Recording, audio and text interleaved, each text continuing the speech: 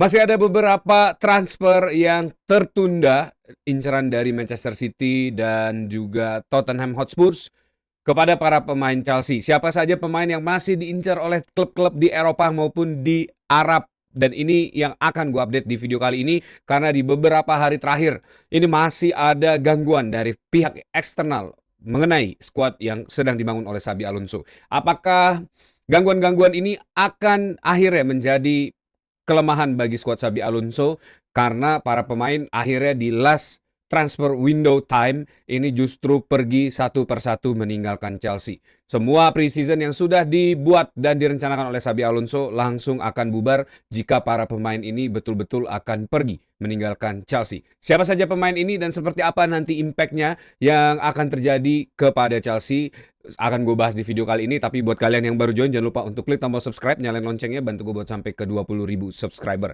Kita mulai aja di berita pertama. Ada Pedro Neto yang katanya sedang diincar oleh Al Hilal ya.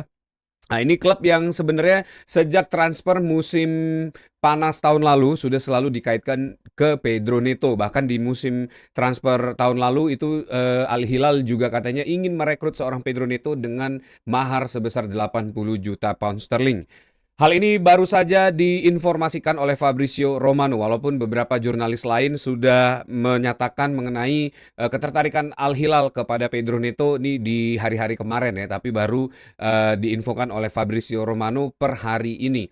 Pedro Neto katanya menjadi target konkret menurut Fabrizio Romano ya sebagai transfer target Al Hilal di musim ini. Al Hilal akan melayangkan tawaran sebesar 60 juta euro. Itu berdasarkan laporan dari Sacha Tovelieri. Ini adalah jurnalis dari Italia ya yang juga katanya membuat Al Hilal akan meet the expectation dari harga jual yang diinginkan oleh Chelsea. Seperti yang kita tahu, Pedro Neto ini sebelumnya sempat diincar oleh Manchester City, tapi memang tidak ada kesepakatan mengenai harga transfer Pedro Neto. Ini membuat Manchester City akhirnya mundur dari perburuan sang pemain sayap ini.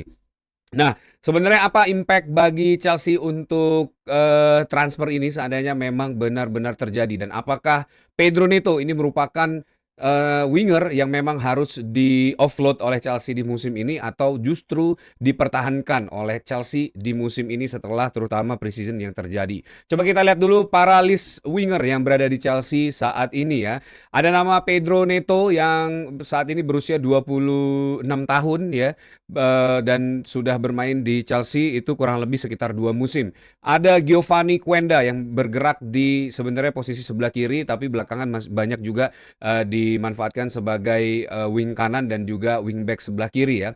Giovanni Quenda ini asal Portugal juga, baru bergabung ke Chelsea, masih berusia sangat muda, 18 tahun. Ada Esteva Williams yang juga kemarin di musim lalu sudah bergabung bersama Chelsea tapi sempat terseok-seok ya karena ada cedera yang diterima oleh Esteva William. Ada juga Jimmy Gittens, pemain asal Inggris yang juga masih berusia 19 tahun.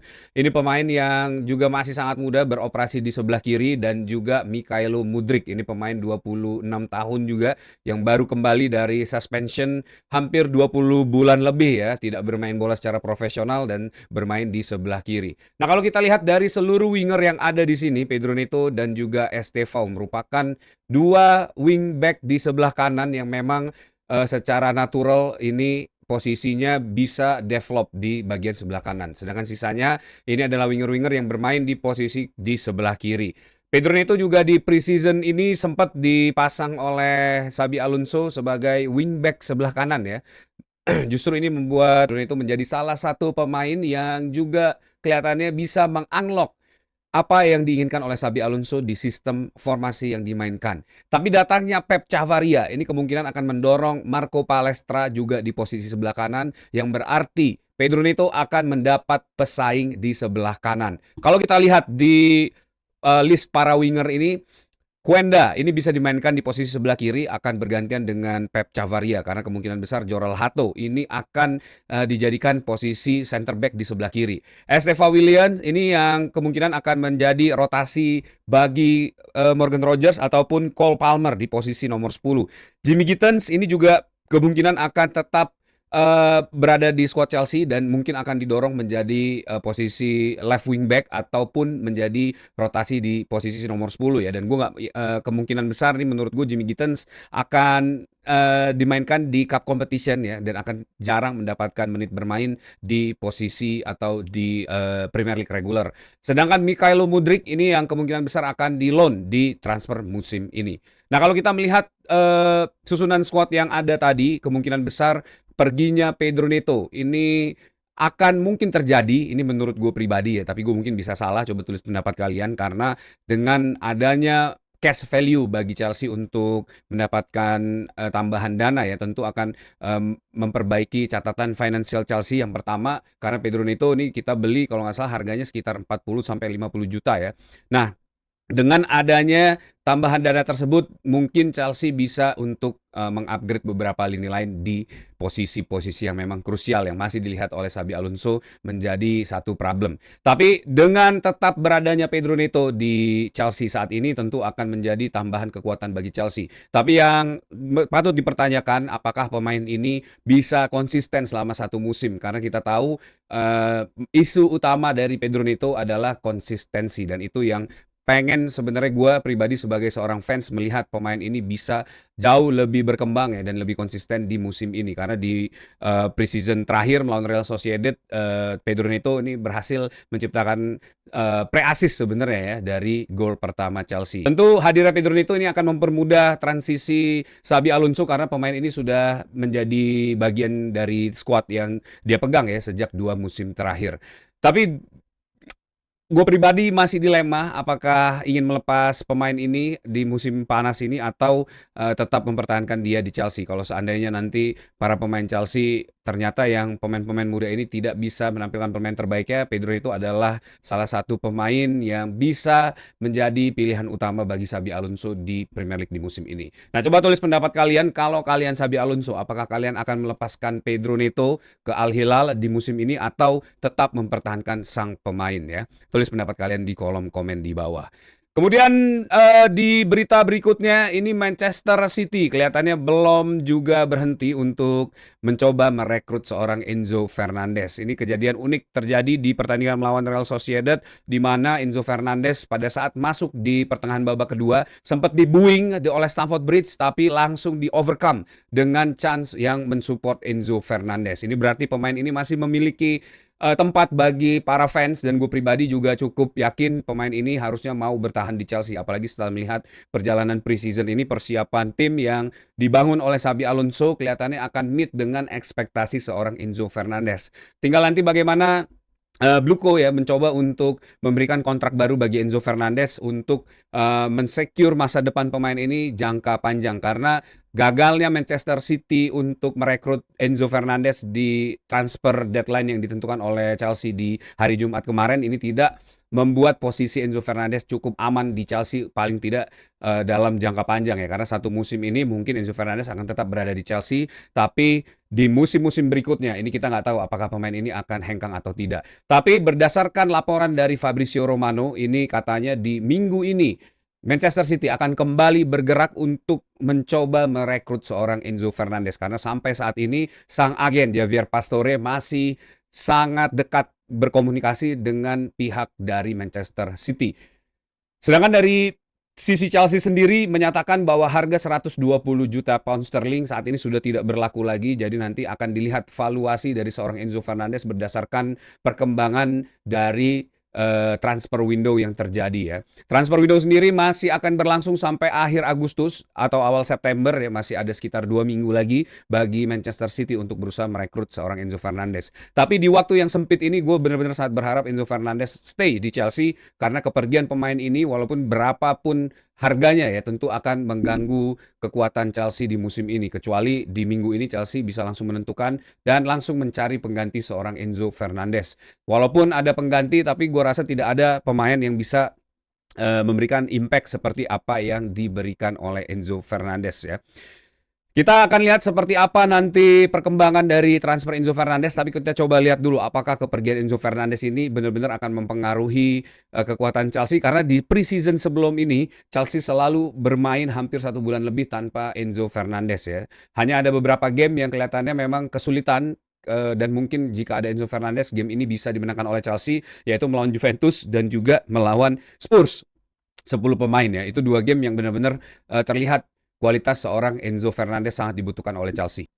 Kita lihat dulu siapa saja midfield yang ada di Chelsea sampai saat ini ya. Ada Enzo Fernandez, ada Moses Caicedo, ada Lavia, ada Valentin Barco, ada Jordan Henderson dan juga Dario Esugo.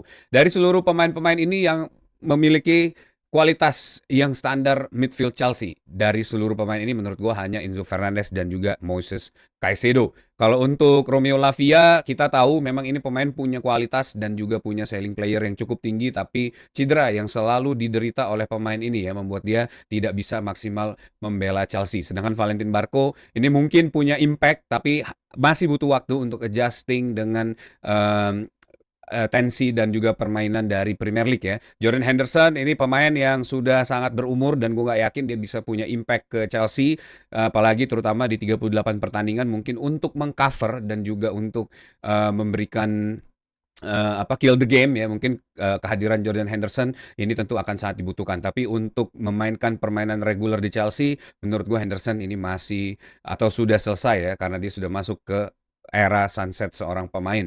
Dario Esugo ini pemain yang juga punya potensi, salah satu pemain wonderkid dari Portugal juga ya, dan kita bisa lihat juga kemampuannya di preseason kemarin, tapi ini pemain yang masih sangat butuh waktu bermain yang cukup tinggi sebagaimana dengan Moses Caicedo dan juga Romeo Lavia saat pertama kali bergabung bersama Chelsea ya. Tapi Esugo punya potensi dan harapan gue semoga di pertandingan atau di Premier League musim ini Esugo bisa berkembang, paling tidak bisa menyamai ya, berusaha untuk mengimbangi seorang Romeo Lavia. Nah, kalau kita lihat dari seluruh list di midfield ini, tentu keberadaan Enzo Fernandez akan sangat berpengaruh ya dengan lini tengah Chelsea, dan seandainya Chelsea ini tidak bisa mempertahankan seorang Enzo Fernandez akan menjadi satu kerugian bagi Chelsea di musim ini.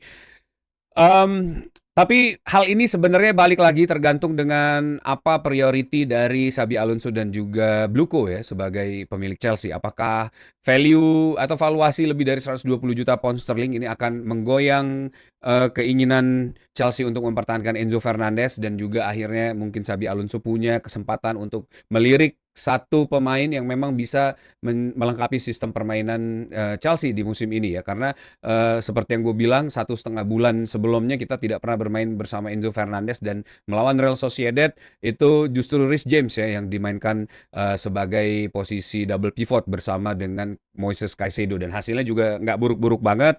Tapi tentu dalam perjalanan Premier League ini kita akan melihat masa-masa sulit Chelsea di mana mungkin nanti Reece James cedera, Lavia cedera ya, dan masih banyak pemain lain yang mungkin cedera, Henderson. Nah, ini apakah nanti pelapis-pelapis di lini tengah ini bisa memberikan kualitas permainan yang sama dengan Enzo Fernandez, karena pemain ini selalu available di musim lalu dan selalu memberikan yang terbaik untuk Chelsea, bahkan memiliki clutch moment yang benar-benar membawa atau penentu posisi Chelsea di klasemen kemarin ya. Nah, ini tentu menjadi pertimbangan besar bagi Xabi Alonso dan juga gambling yang cukup beresiko ya bagi Xabi Alonso dalam menentukan progresi pergerakan dari transfer seorang Enzo Fernandez. Kalau gue pribadi, gue merasa pemain ini harus di-keep. Mungkin kalau mau dijual ya Enzo Fernandez, ini Xabi Alonso harus diberikan waktu yang jauh lebih panjang untuk merencanakan seperti apa permainan yang akan dia kembangkan tanpa seorang Enzo Fernandez. Tapi coba tulis pendapat kalian, apakah Enzo Fernandez ini akan menjadi bahan bakar bagi Chelsea untuk mendapatkan pemain baru, atau justru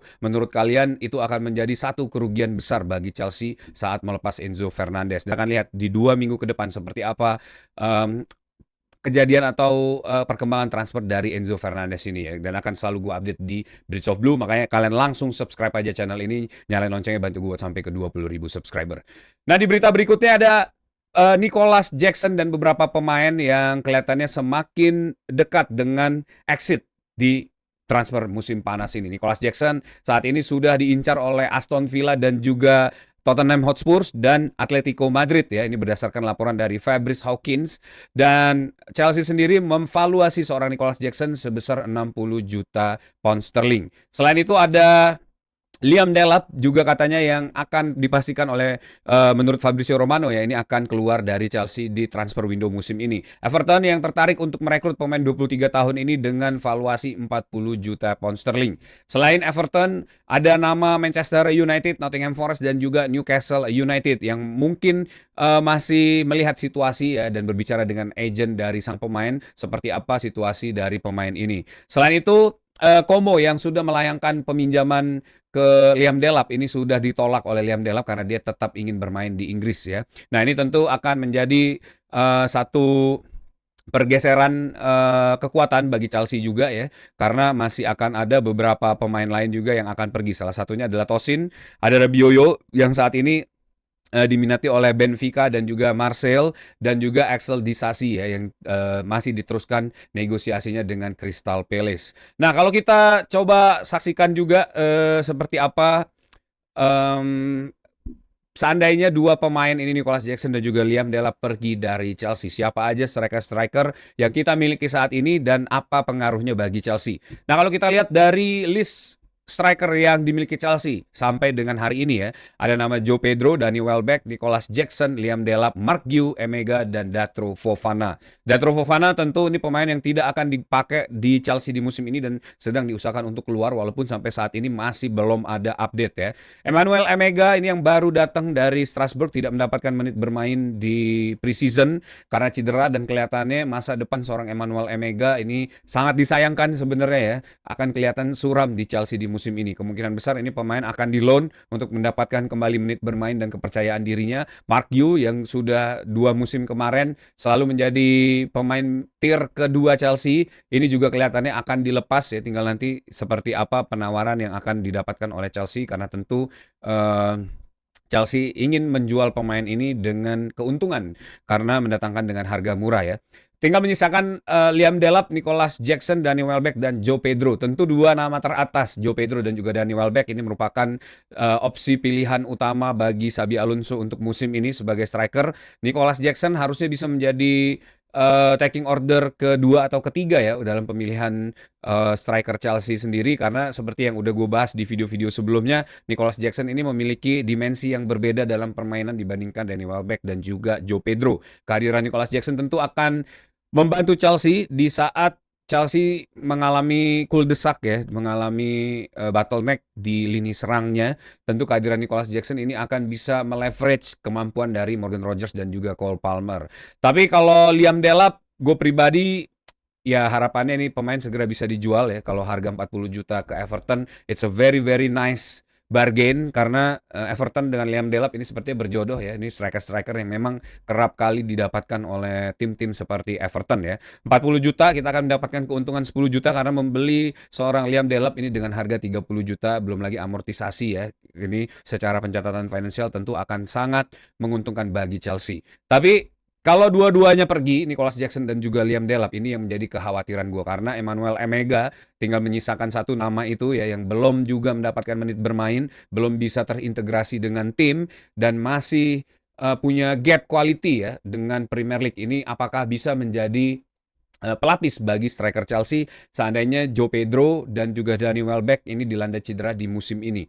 Karena tentu keberadaan Nicolas Jackson dan juga Emega ini akan membuat lini depan Chelsea jauh lebih proper lagi, lebih percaya diri lagi ya. Tapi kalau seandainya Nicolas Jackson dan juga Liam Delap ini keduanya langsung pergi begitu saja di musim ini, apakah ini akan membuat instability di lini serang Chelsea, atau justru ini yang diinginkan oleh Xabi Alonso? Kalau gue pribadi mungkin nggak langsung dua-duanya, mungkin Liam Delap dulu diprioritaskan untuk dijual dan Nicolas Jackson akan di-keep ya, dan Emega ini dipinjamkan, mungkin kembali lagi ke Strasbourg atau ke tim-tim di Premier League seperti Everton dan lain-lain ya, yang memang membutuhkan seorang striker. Nah, ini akan membuat kualitas lini depan Chelsea tidak jomplang ya, dan semoga akan jauh lebih konsisten di musim ini untuk mendatangkan gol demi gol untuk membantu Chelsea bersaing di papan atas ya. Tapi ya namanya market opportunity, kita nggak pernah tahu seperti apa Bluko menilai para pemain ini dan juga opportunity bisnisnya. Tapi gue coba akan minta pendapat kalian, kalau Kalian harus memilih antara menjual dua-duanya atau salah satunya, siapa yang kalian keep untuk Chelsea di musim ini ya. Coba tulis pendapat kalian di kolom komen di bawah. Beberapa pemain yang mulai kelihatan akan keluar dari Chelsea. Ini tentu sedikit banyak akan mengubah kohesi tim ini, akan mengubah peta kekuatan Chelsea dan juga persiapan dari skuad Xabi Alonso. Kepergian Pedro Neto tentu akan cukup merepotkan kalau seandainya Pep Chavaria belum bisa terintegrasi dan Marco Palestra belum bisa dimainkan di sebelah kanan ya bagi Chelsea dan juga Xabi Alonso. Kepergian Nicolas Jackson dan juga Liam Delap bersamaan ini tentu akan juga mengurangi kekuatan lini depan Chelsea. Nah, pertanyaannya apakah Chelsea harus merekrut pemain lain kalau para pemain ini pergi ya untuk menambal atau menjadi jembatan dari kekuatan-kekuatan yang hilang tersebut, atau justru ini yang diinginkan oleh Xabi Alonso, memainkan squad yang kecil dengan chemistry yang tinggi ya sehingga bisa lebih produktif. Tapi kalau ada cedera yang terjadi, tentu ini akan menjadi salah satu resep of disaster untuk Xabi Alonso di musim ini. Coba tulis pendapat kalian, apa yang harus dilakukan oleh Xabi Alonso untuk memastikan Chelsea bisa bersaing di papan atas di musim ini. Tulis pendapat kalian di kolom komen di bawah. Terima kasih untuk kalian semua yang sudah menyaksikan video ini. Likes buat kalian yang suka, share juga. Dan yang paling penting adalah subscribe channel ini, nyalain loncengnya, bantu gue buat sampai ke 20.000 subscriber. Kalian juga bisa bantu gue dengan memberi hype di video ini supaya makin banyak True Blue yang bergabung di channel ini. Terima kasih untuk kalian semua yang sudah menyaksikan video ini sampai akhir. Tetap dukung Chelsea, one sebelum OSB Blue, up to Chelsea.